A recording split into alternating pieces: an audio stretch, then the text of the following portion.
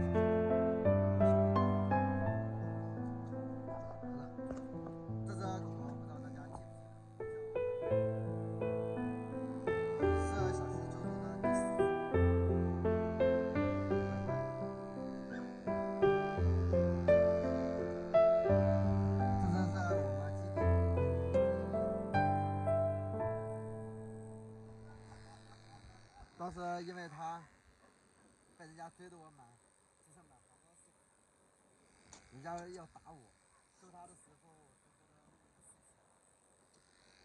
录那个视频呢，被狗贩子看到了，就追着边走边骂，然后我赶快报了警。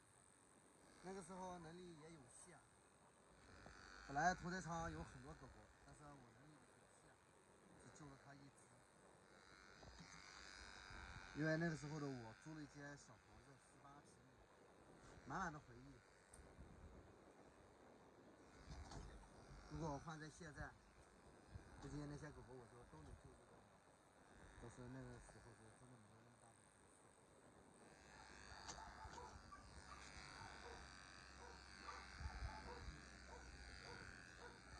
好了，等一下给大家看一下龟龟剪出来的样子，很漂亮的哦。可以了。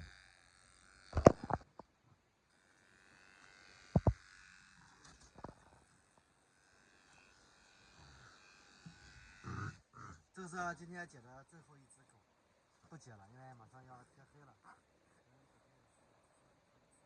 今天把一些长毛的狗狗都已经剪出来，最后这只叫乖乖，眼睛上面受伤了，然后我算点点。